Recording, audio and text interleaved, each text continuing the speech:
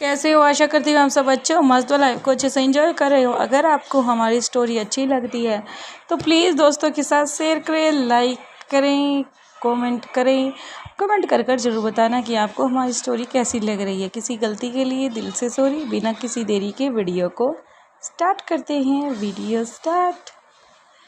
जहाँ पर रोहित और अनिका की वो कॉफ़ी डेट हो चुकी थी। दोनों ही अपनी अपनी गाड़ी में बैठकर रोहित गुलेरिया हाउस की तरफ निकल जाता है क्योंकि उसे कल के लिए सारी अरेंजमेंट करनी थी। और तो वहीं दूसरी तरफ अनिका मारवा हाउस जाने लगती है। लेकिन पता नहीं क्यों अनिका के दिमाग में वो सब चल रहा था। उसके पापा के आए हुए फेस एक्सप्रेशन उन्हें नोटिस अनिका ने बहुत अच्छे से कर लिया था। बस अब उन्हें कड़ियों को जोड़ने का ही काम कर रही थी। लेकिन अचानक से अनिका के दिमाग में एक बात आती है, लेकिन माँ अगर गुलेरिया हाउस आई, उसका किसी को भी पता नहीं चला, साथ में माँ ने भी मुझे नहीं बताया, ऐसा कैसे हो सकता है? और भला उसने ये सब संभव कैसे किया? फिर अचानक से दिमाग में एक बिजली सी रौंदी। फिर अनिका सोचने लग गई कि ऐसा कोई काम नहीं है जो स्वाति मुझ कोई काम नहीं है जो मेरी माँ नहीं कर सकती। उसने इसलिए वो टैबलेट दी होगी, लेकिन मैं भी तो जानूँ, मैं भी तो समझूँ आखिर ये टैबलेट है क्या और क्या चीज़ है, इनका इस्तेमाल करने से क्या कुछ होता है। इन सब चीज़ों के जवाब शायद तो मुझे माँ से ही मिल सकते हैं, इसलिए मुझे जल्द से जल्द उन्हें से मिलना होगा। अब अनिका ये सोच ही रही थी, लेकिन अचानक से उसके सामने एक गाड़ी आती हुई उसे दिखाई पड़ती है। जैसे ही अनिका अपनी गाड़ी को उस दूसरी गाड़ी से टक्कर होने से बचाती है, वह बाल बाल बच पाती है, वो साइड कर लेती है। तभी दूसरी गाड़ी में से एक लड़की जल्दी से बाहर निकल कर आती है। वो और कोई नहीं बल्कि मुक्ता ही थी जो ड्राइव कर रही थी। अब जैसे ही मुक्ता को अनिका देखती है, पूछती है, मुक्ता तुम यहाँ क्या कर रही हो और ये ऐसे? तभी मुक्ता कहती है कि दीदी कुछ नहीं, बस शॉपिंग करने के लिए आए थे। वो बताया ना अंकल जी ने कि कल आपके यहाँ यानी कि गुलेरिया हाउस में पार्टी रखी हुई है। अब अनिका के फेस पर स्माइल आ जाती है। अच्छा जी, पार्टी सार्टी चल रही है। भाई इतनी ज़्यादा शॉपिंग मत करना क्योंकि अभी तुम्हारी शादी पक्की नहीं होने वाली। ये तो मैं ही पक्की करूँगी, मैं ही तो अपने घर में देवरानी लेके आऊँगी। ऐसी प्रीति अनिका के मुंह से बातें सुनकर हंसने लग जाती है। फिर कहती है कि दीदी सॉरी, मुझे ऐसे हड़बड़ी में गाड़ी नहीं चलानी चाहिए थी। फिर अनिका कहती है कि नहीं, तुम्हारी कोई गलती नहीं है, तुम प्रॉपर अपनी डायरेक्शन में ही चल रही थी। वही मेरा ध्यान थोड़ा सा भटक गया था, इस वजह से मुझे कुछ आइडिया नहीं रहा। अब अनिका कहती है चलो घर जाओ। अब अनिका की बात सुनकर मुक्ता अपनी गाड़ी की तरफ कदम बढ़ा देती है, तो क्योंकि सुहानी जो किस गाड़ी में बैठी हुई थी और साथ में बाहर की तरफ कुछ देखने लग जाती है और काफ़ी देर से नोटिस भी कर रही थी। भले ही वह दोनों भाभियों के साथ बातें कर रही थी, लेकिन फिर भी उसका ध्यान पूरा का पूरा बाहर की तरफ था, जो कि अभी अनिका गाड़ी से बाहर निकलकर मुक्ता से जो बातें कर रही थी। काफ़ी देर में ऐसे नोटिस करने के बाद अब मुक्ता भी अपनी गाड़ी में वापस आकर बैठ जाती है और फिर गाड़ी ड्राइव करना स्टार्ट करती है। कुछ टाइम बाद ही वे दोनों प्रसाद परिवार बाद ही मुक्ता की गाड़ी प्रासा वो महल के बाहर ही रुकती है। भले ही ये घर था लेकिन पुरानी हवेली थी जो किसी महल से कम नहीं थी। भले ही पुरानी थी लेकिन सभी मारवा और ग्लेरिया हाउस को टक्कर देने वाली थी। अब सभी नीचे की तरफ कदम बढ़ा देते हैं क्योंकि सभी ने अब जल्दी से सारी अरेंजमेंट कर देनी थी और साथ में अब दोनों भाभीियों को तो खाना बनाना था, इसलिए वो जल्दी से कहती हैं मुक्ता तुम ही हमारी ड्रेस और हमारा सामान लेकर आराम से हमारे रूम में रख देना या तुम अपने रूम में लेकर चली जाना, उसके बाद हम तुमसे वहाँ से ले लेंगे। लेकिन मुक्ता तो अपने ध्यान में ही नहीं थी, उसे तो बस किसी की याद आ रही थी। तभी सुहानी कहती है कि भाभी आप जाओ, मैं अपने आप कर लूँगी। जैसे ही मुक्ता गाड़ी से बाहर निकल कर आगे की तरफ बढ़ जाती है, सुहानी सभी के बैग उठाकर बाहर की तरफ लेकर आती है। तो वहीं दूसरी तरफ से आनंद सान्याल भी अब अपनी काम फिनिश करके आ चुके थे। जब वह सुहानी को ऐसे परेशान होते हुए दिखाई पड़ती है तो वह भी उसकी हेल्प करने के लिए आगे अपने कदम बढ़ा देते हैं और उसकी हेल्प करके उन सभी का शॉपिंग बैग लेकर बाहर की तरफ आ जाते हैं। अब सुहानी और आनंद दोनों ही अपने डाइनिंग हॉल में पहुंच चुके थे। तभी आनंद की एक जोरदार आवाज़ सभी के कानों में सुनाई दी। सभी को पता लगा कि आनंद सान्याल, क्योंकि उसका पूरा दबदबा था, भले ही उसके बेटे या बहू या फिर मुक्ता क्यों ना हो, लेकिन उसकी बात पत्थर की लकीर थी जिसके सामने वो थर थर काँपते थे। भले ही वो उनसे कुछ नहीं कहता था, सभी को प्यार करता था, फिर सभी से प्यार जताता था, लेकिन फिर भी फैमिली मेंबर सभी उनसे डरते थे, उनके रुतबे से। अब जैसे ही उनकी आवाज़ उनके सभी के कानों में पड़ती है, सभी डाइनिंग हॉल में दोबारा से इकट्ठे हो जाते हैं। ये देखकर सुहानी काफ़ी घबरा जाती है और हैरान भी थी, आखिर आखिर ऐसा क्या हो गया। ये सभी अभी अभी तो अपने काम में लगे थे। तभी आनंद कहते हैं कि जब तुम लोगों ने शॉपिंग की है तो अपनी बैग अपनी गाड़ी से उतार कर भी तो लेकर आ सकते थे। अकेली सुहानी कितनी परेशान हो रही थी। अगर मैं नहीं आता तो शायद उसके पता नहीं कितने चक्कर लगते। आप लोग सुहाने की बजाय घर में इतने सारे नौकर चाकर हैं, उनको भी बोलकर ये काम दे सकते थे ना। अब सभी नीचे की तरफ अपनी गर्दन कर लेते हैं और अपनी गर्दन हाँ में हिला देते हैं। अब जल्दी से दोनों बहू सॉरी बोलती हैं। तभी आनंद कहता है कि ऐसी कोई बात नहीं है जिसे तुम्हें सॉरी फील करना पड़े, लेकिन आगे से ध्यान रखना सुहानी को कोई भी परेशान नहीं करेगा, क्योंकि वो हमारी ही बेटी है। अब सभी जल्दी से हाँ में अपनी सिर हिला देते हैं। सुहानी कहती है, अंकल आप तो बिना बात के हर्ट हो गए, ये मेरा काम था, मुझे अच्छा लगा। मैंने ही भाभी को बोला था कि मैं आप सभी का शॉपिंग बैग लेकर आती हूँ, लेकिन आप तो पता नहीं क्यों परेशान हो रहे हो। ऊपर से इन सभी को देखो कितना टेंशन में कर दिया। जिनके चेहरे अभी फूल की तरह खिले हुए थे, अब वो चेहरे बिल्कुल मायूस हो चुके हैं या मुरझा चुके हैं।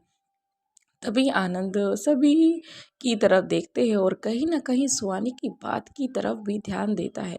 कुछ ऐसा ही था।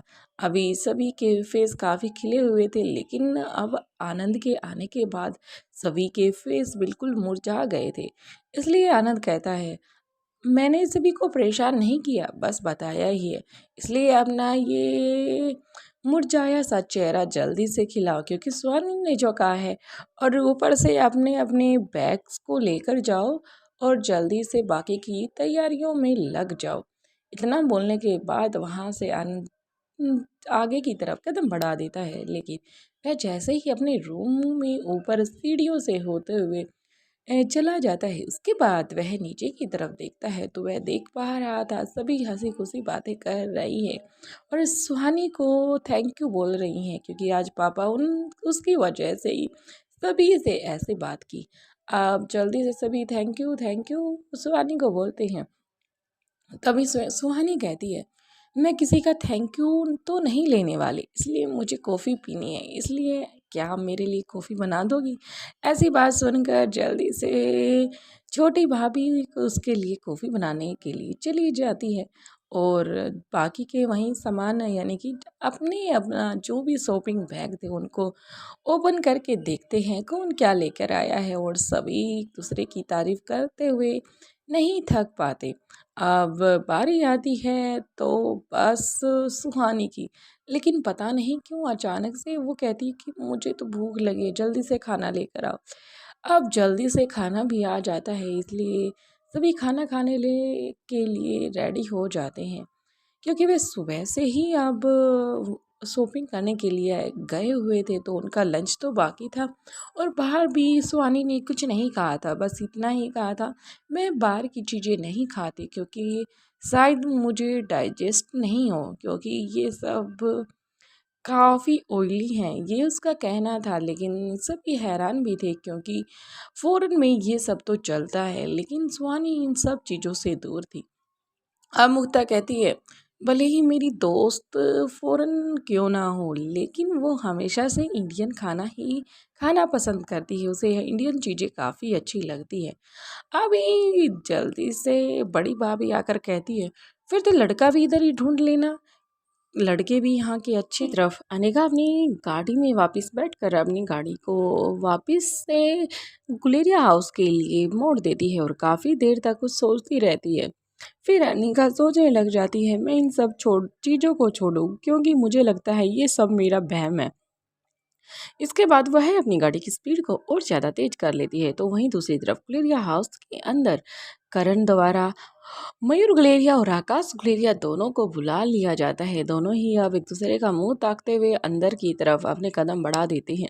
जैसे ही दोनों ने अपने अंदर की तरफ कदम बढ़ाए थे वैसे ही करण गुलेरिया उन दोनों को सोफे की तरफ हाथ करके बैठने का इशारा करता है। जैसे ही दोनों बैठ जाते हैं फिर चेयर लेकर उनके सामने रख देता है और फिर जल्दी से अपनी जगह से उठकर वह वापस दरवाजे की तरफ चला जाता है और फिर आराम से दरवाजे को अंदर से लॉक कर देता है और फिर उन दोनों के सामने आकर चेयर जो अभी रखी थी उस पर बैठ जाता है।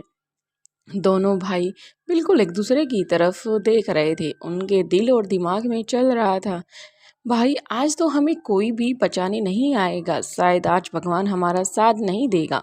क्योंकि पापा को पता है पिछली बार हमने दरवाज़ा खुला छोड़ दिया था तो इस वजह से पिंकी अंदर आ गई थी, लेकिन अब तो उन्होंने दरवाज़ा ही बंद कर दिया, कोई अंदर आ नहीं सकता। बाहर होगा तो शायद तब तक दरवाज़ा खुलेगा, तब तक पापा हमारी क्लास ले चुके होंगे। अभी दोनों के मन में ये सब ही चल रहा था। तभी करण गुलेरिया उन्हें कहते हैं, तुम इतने परेशान क्यों नजर आ रही हो, मुझे बताओ तो सही, क्या मैं तुम्हारा मर्डर करने वाला हूँ। जैसे ही ये बात करण गुलेरिया के मुंह से सुनते हैं दोनों भाई एक दूसरे की तरफ हक्के बक्के होकर देखने लग जाते हैं। अब करण कहते हैं कि पहले अपने आप को तुम दोनों शांत करो, अगर चाहो तो तुम पानी पी सकते हो। तभी आकाश मयूर की तरफ देखता है, मयूर हाँ में सिर हिला देता है। फिर टेबल से पानी का गिलास दोनों आपस में एक दूसरे को देते हैं और पानी को पी लेते हैं। फिर वापस गिलास को वहीं टेबल पर रख कर वापिस आकर करण गुलेरिया के सामने दोनों भाई बैठ जाते हैं। अब करण गुलेरिया कहता है कि क्या मैं अपनी बात को तुम लोगों के सामने रख सकता हूँ। अभी दोनों भाई बिल्कुल छोटे बच्चे की तरह अपनी गर्दन हाँ में हिला देते हैं। फिर करण गुलेरिया कहते हैं कि दरअसल बात ऐसी है, मैं तुम्हें जो बताने जा रहा हूँ, जो समझाने जा रहा हूँ, उसे ध्यान से समझना और सुनना। अब दोनों भाई कुछ नहीं कहते, बस हाँ में अपना सिर हिला देते हैं। अब करण गुलेरिया अपनी बात को बढ़ाते हुए आगे कहते हैं कि मारवा और गुलेरिया परिवार दोनों के दुश्मन काफ़ी हो चुके हैं या पनप चुके हैं, इसलिए और ऊपर से हमारे घर में कल पार्टी भी है और हमारे जितने भी गेस्ट आएंगे उन सभी को हमें सिक्योरिटी देनी होगी, या ये कहा जाए काफ़ी टाइट सिक्योरिटी। तो इसलिए हम अपने परिवार के किसी भी बंदे को हानि नहीं पहुंचाने देना चाहते और साथ में हमारे जितने भी गेस्ट आएंगे उन्हें भी किसी भी तरह की हानि ना हो। अब ये सब जल्दी से मयूर गुलेरिया समझ पा रहा था आखिर करण गुलेरिया कहना क्या चाहते हैं। अब जल्दी से सारी बातों को ध्यान में रखते हुए अब जल्दी से एक पेपर और नोटबुक करण गुलेरिया जो कि अभी अभी लेकर अपने पैरों पर ही उसके रखी हुई थी उसे ओपन करते हैं। फिर डिटेल में उन सभी को, या ये कहा जाए मयूर को अच्छे से उस एरिया यानी कि गुलेरिया हाउस का जितना भी एरिया था उन सभी को बारीकी से समझाता है और बारीकी से वहाँ पर गार्ड्स को तैनात करने की सलाह देता है। अब इतनी अच्छे से प्रॉपर तरीके से करण गुलेरिया जैसे जैसे बता रहे थे, कहीं ना कहीं मयूर गुलेरिया को रोहित मारवा की याद आने लग जाती है, क्योंकि रोहित ने भी ऐसा ही कुछ उन सभी के सामने रखा था और उसका प्लान काफ़ी सक्सेसफुल भी हुआ था। अब दोनों भाई एक दूसरे की तरफ देखने लग जाते हैं, क्योंकि आज से पहले उन्होंने करण का ये रूप तो देखा ही नहीं था। इस नए रूप को देखकर दोनों भाई हैरान थे, कितनी बारीकी से जैसे पापा पहले अपने टाइम पे बिजनेस को हैंडल करते थे ऐसे ही शायद उन्होंने अपने अनेक दुश्मनों को भी अपने रास्ते से हटाया होगा। क्योंकि नॉर्मल सी बात है, अगर कोई तरक्की की तरफ बढ़ता है तो उसके दुश्मन अपने आप ही पनप जाते हैं, जो इसे उसे ईर्ष्या करते हैं, उसे इस तरक्की के लिए नफरत करते हैं या फिर उन्हें नुकसान या रास्ते से हटाने के बारे में ही सोचते हैं। ऐसा ही पापा ने शायद उन्हें ही अपने रास्ते से हटा दिया होगा। ये सब दोनों के दिमाग में चल रहा था। फिर आकाश तो सोचने ही लग गया, क्योंकि अगर पापा इतने बड़े बिजनेसमैन थे तो ऊपर से जाहिर सी बात है इतनी छोटी मोटी या फिर ये कहा जाए ये सब तो उन्हें आता ही होगा। ये सब अब आकाश के दिमाग में भी ये बात छप चुकी थी। अब आराम से करण की बातें सुनने लग जाता है। अब उस पेपर पर करण गुलेरिया बिल्कुल अच्छे से मयूर को बारीकी से सब चीज़ों को समझा देता है। उसके बाद मयूर को सारी की सारी चीज़ें समझ आ जाती हैं, क्योंकि गुलेरिया हाउस का 1.5 से 2 किलोमीटर के दायरे में गुलेरिया हाउस फैला हुआ था अपनी चारों तरफ। इसलिए जाहिर सी बात थी, तो दुश्मनों को आने के काफ़ी चांस भी बढ़ जाते हैं।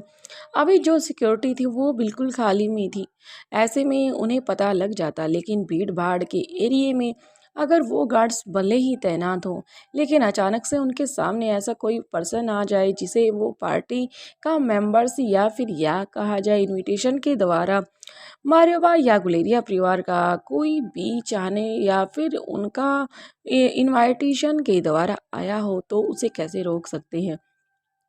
इन सभी के इंतजाम अब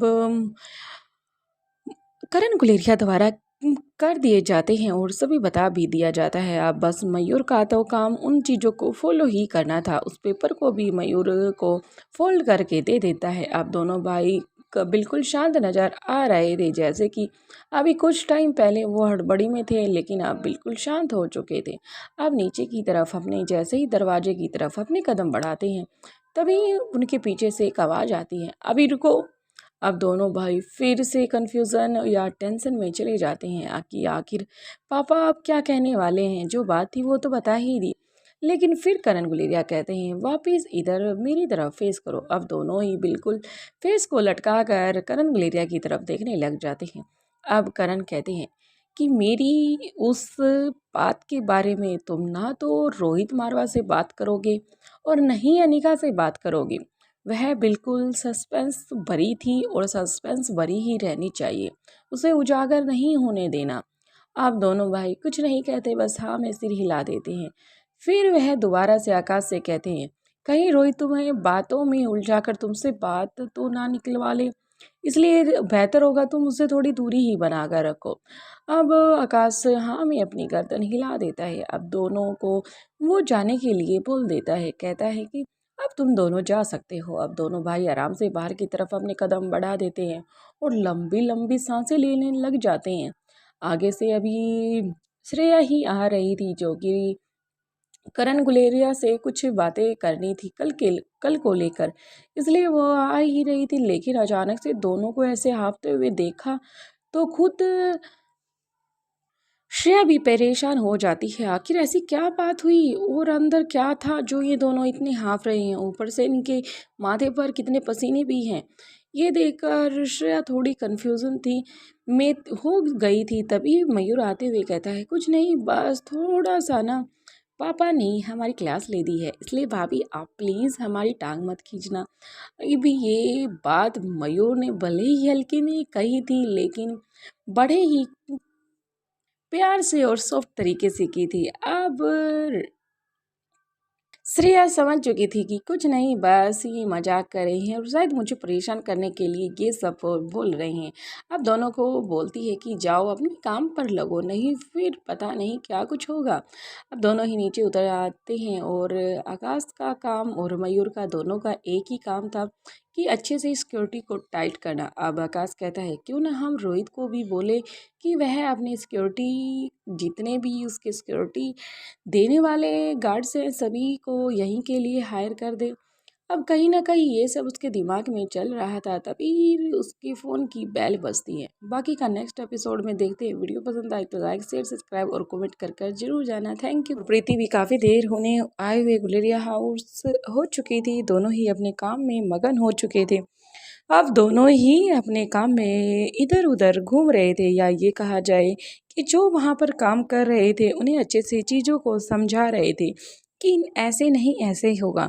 क्योंकि प्रीति और ओमकार की पसंद काफ़ी अच्छी लगी, क्योंकि प्रीति ने देखा जितने भी बैलून्स वगैरह डेकोरेशन का सामान है, जो कुछ भी है सब बच्चों के थीम के अकॉर्डिंग ही है, या ये कहा जाए बच्चों से रिलेटेड ही सभी चीज़ों का अरेंजमेंट, हर तरह की डेकोरेशन बच्चों को ध्यान में रखकर ही की गई है। ऐसे में प्रीति सोचने लग जाती है, पता नहीं ओमकार इतना सब कैसे कर लेता है। शायद अगर मुझे ये अकेले ये जिम्मा दिया जाए तो शायद मैं नहीं कर सकती। ये सब अपने एक हिप पर हाथ रख के और एक अपना दिमाग पर अपना फिंगर रख के, ये अपना एक हाथ हिप पर रख के और दूसरा हाथ सीधे करके कुछ सोच ही रही थी। तभी पीछे से कंधे पर हाथ ओमकार ने आकर रखा। प्रीति से कहा, तुम ये सब क्या सोच रही हो और क्या किस में उलझी हुई हो, मुझसे पूछ लो, मैं तुम्हें बता दूंगा। अब प्रीति ना चाहते हुए भी सीधा पूछ लेती है कि अगर तुम यार ओमकार तुम कैसे कर लेती हो। तभी ओमकार कहता है कि जैसे तुम अपना डॉक्टर वाला काम अच्छे से कर लेती हो बखूबी, और बिल्कुल अच्छे तरीके से, ऐसे मैं भी ये काम कर सकता हूँ, क्योंकि मुझे ये सब करना पसंद है जैसे तुम्हें वो सब करना पसंद है। अब प्रीति भी ओमकार की कही हुई लाइन बिल्कुल अच्छे से समझ जाती है कि ओमकार उसे क्या बताना चाहता है। फिर ओमकार कहता है, चलो बाहर आओ, देखो बाहर मैंने कितना अच्छी अरेंजमेंट की हुई है। अब जैसे ही प्रीति बाहर की तरफ अपने कदम बढ़ाती है, वो देखकर काफ़ी हैरान हो जाती है, क्योंकि अब रात होने ही वाली थी और ऐसे में अब बिल्कुल सभी लाइट और सभी चीज़ों को अच्छे से ऑन कर दिया था, जिसे कि गुलेरिया हाउस में 4 चांद लग चुके थे, या यह कहा जाए कि गुलेरिया हाउस में तारों को तोड़कर खुद गुलेरिया हाउस में बिछाया और सजाया हुआ था। ऐसा नज़ारा काफ़ी इंटरेस्टिंग और काफ़ी प्यारा और काफ़ी दिल को लुभाने वाला था, और या ये कहा जाए कि बिल्कुल मन को शांत करने वाला था। अब दोनों ही एक दूसरे की तरफ देखने लग जाते हैं और काफ़ी खुश भी होते हैं। वहीं अनिका भी अपनी गाड़ी लेकर जैसे जैसे गुलेरिया हाउस में एंट्री करती जा रही थी, वह देखती जा रही थी कि कुछ टाइम में कितना बदल दिया गया है। अब जल्दी से ही अनिका अपनी गाड़ी को पार्किंग अलॉट में करती है, और उसके बाद जैसे ही आती है वो आराम से इधर उधर घूमकर देख रही थी कि अभी मैं गई थी कुछ घंटे पहले ऐसा तो कुछ नहीं था, लेकिन अब तो बहुत कुछ बदल दिया गया है। और काफ़ी लोग वहाँ पर, या ये कहा जाए कि सभी लोग डेकोरेशन करने वाले थे। कोई फ्लावर्स लगा रहा था, तो कोई लड़ियों को सजा रहा था, कोई बैलून फुला रहा था, तो कोई बैलून्स को दोबारा डेकोरेशन कर रहा था, कोई झूमर लगा रहा था, तो कोई कारपेट बिछा रहा था। ये सब अनिका देखकर काफ़ी हैरान थी, क्योंकि अब अनिका समझ गई थी अगर ओमकार को ये काम सौंपा गया था तो ओमकार इसे कुछ घंटों में भी पूरा कर सकता था। ये तो बात कल की थी। अब ऐसे में अनिका इधर उधर घूम कर जैसे ही देख रही थी तो दोनों अनिका की नज़र दोनों पर पड़ती है, क्योंकि अभी प्रीति और ओमकार दोनों ही बातें कर रहे थे, लेकिन अचानक से प्रीति की आंखों के सामने ओमकार आ जाता है और ना चाहते हुए भी उसकी तरफ खिंचा चला जाता है, या ये कहा जाए कि बिल्कुल उसके करीब जा चुका था। उसे हिप से पकड़ लेता है। तभी अनिका कहती है, "उहू।" अब ऐसे में अनिका के वॉइस सुनकर दोनों हड़बड़ा जाते हैं, और प्रीति तो इधर उधर कुछ ढूंढने की कोशिश करने लग जाती है। तो ऐसा ही हाल कुछ ओमकार का भी था। वो भी कुछ इधर उधर देखने लग जाता है कि ऐसे नहीं ऐसे होगा।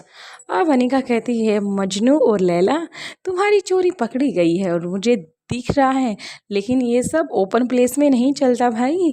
अब अनिका की ऐसी बातें करके अब दोनों ही काफ़ी नर्वस फील कर देते हैं, और अनिका प्रीति के पास आते हुए उसे कंधे से पकड़ते हुए कहती है, क्या भाई प्रीति, तुम्हारी शादी करा दें?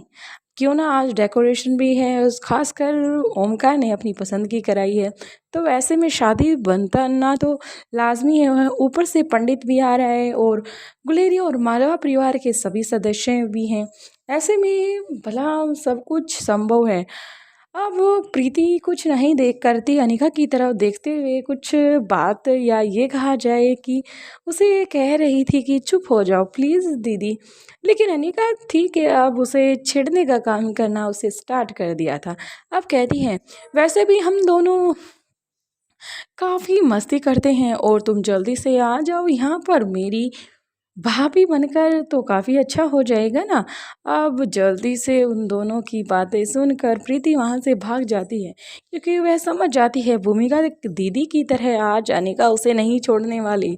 बेहतर यही होगा कि वो यहाँ से चली जाए। तभी प्रीति पीछे की तरफ मुड़कर कहती है, हाँ नंदिनी भाभी मैं अभी आई।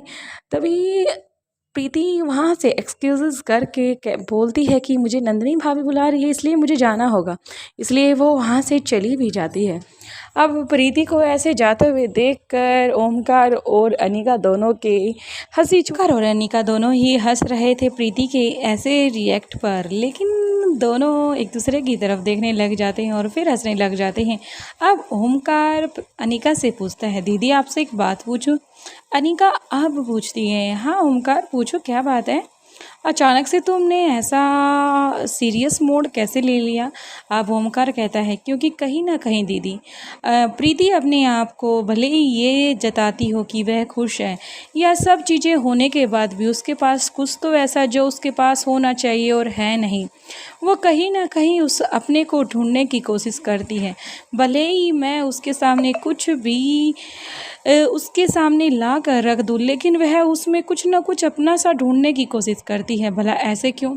अब अनिका कहती है कि और कुछ नहीं, बस ओमकार यही है कि उसके पेरेंट्स उसके साथ नहीं हैं।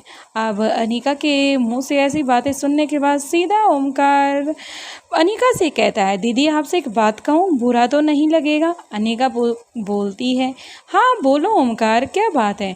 अब ओमकार कहता है कि मेरे पेरेंट्स भी मेरे साथ नहीं हैं, और ख़ासकर आकाश के, रोहित मारवा के और आपके सभी के पेरेंट्स भले ही उनसे दूर थे, किसी के पहले पास थे तो किसी के बाद में अब दूर हैं, लेकिन हैं सभी के दूर। अब ऐसी बात, और ये इस टाइम पे ऐसी बातें सुनने के बाद अनिका को भी ये बात बिल्कुल सही लगती, क्योंकि आज से पहले अनिका ने इस बारे में तो कोई ध्यान ही नहीं दिया था। अब अनिका भी ओमकार के कंधे पर हाथ रखते हुए कहती है, अभी ये सब बातें सोचकर तुम भी अब प्रीति की तरह वो सब सोचने मत लग जाओ। इसलिए तुम दोनों की जोड़ी वैसे बहुत अच्छी लगती है। तुम दोनों जब साथ होते हो तो मुझे ऐसा लगता है कि मेरी प्रीति को उसकी दुनिया मिल चुकी है।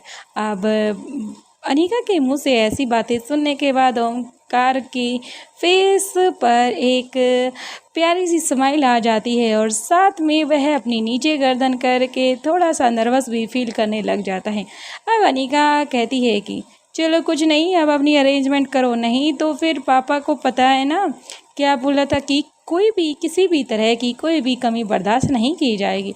अब जैसे ही ओमकार के जहन में वो बात आती है तो ओमकार कहता है, हाँ दीदी अब तो सही कह रहे हो। जैसे ही अब अनिका अंदर की तरफ कदम बढ़ाती है तो ऐसे ही मयूर के साथ आकाश गुलेरिया भी बाहर की तरफ ही अपने कदम बढ़ाते हुए आ रहे थे।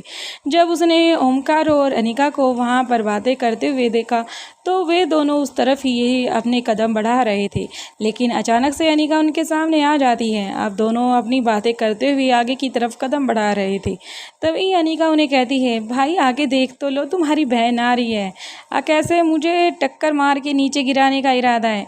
अब अनिका की बात सुनकर दोनों भाई चेत जाते हैं। फिर आकाश कहता है कि नहीं अनिका ऐसी कोई बात नहीं है, लेकिन बात भी कुछ ऐसी है। अब अनिका पूछती है, आखिर बात क्या है, बताओ तो सही। तभी आकाश जल्दी से वो सब बातें बता देता है जो अभी करण गुलेरिया ने उनको कहा था।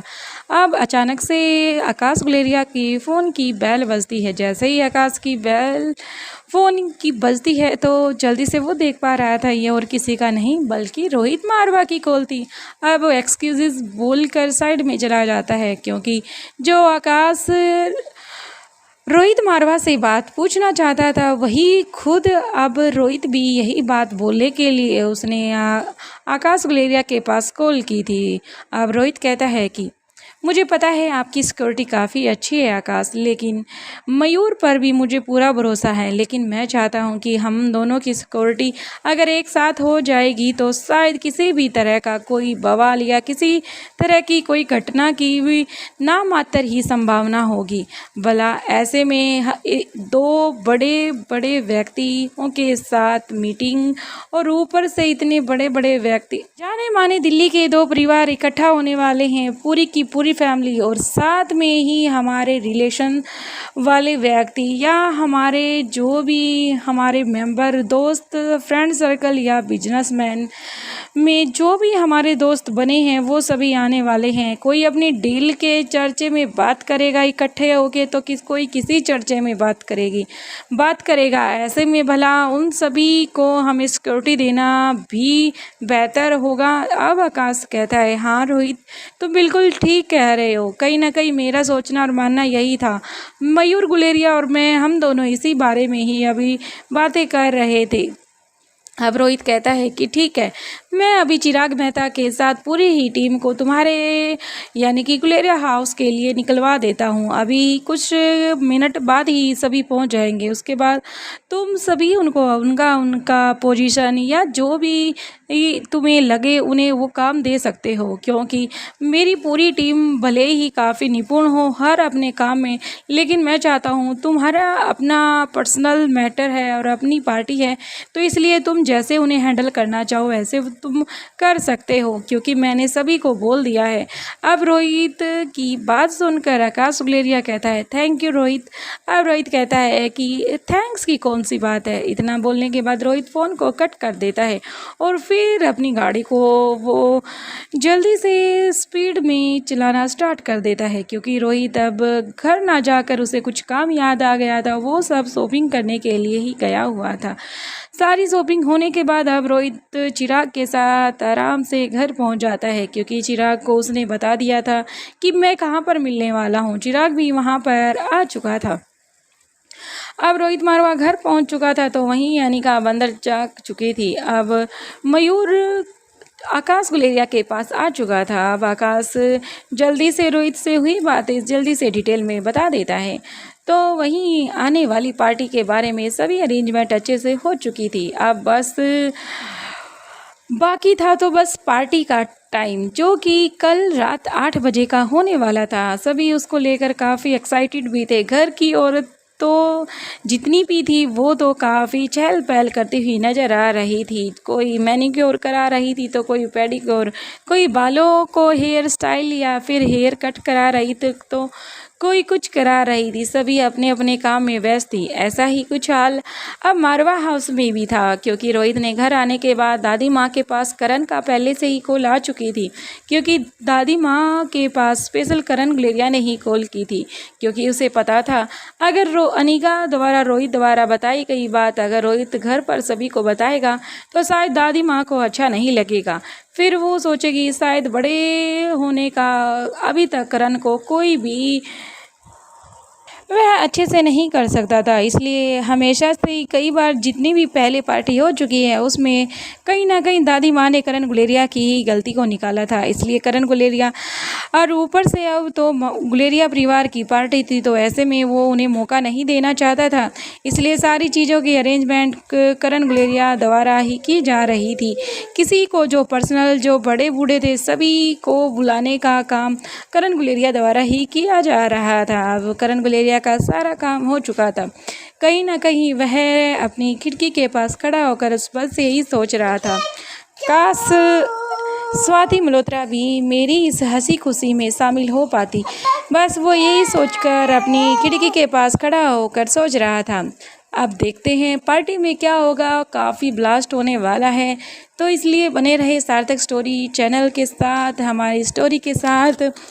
अनिका आखिर क्या पहनने वाली है, रोहित क्या कुछ करने वाला है, क्या होगा इस पार्टी में, क्या कोई आएगा नया तूफान।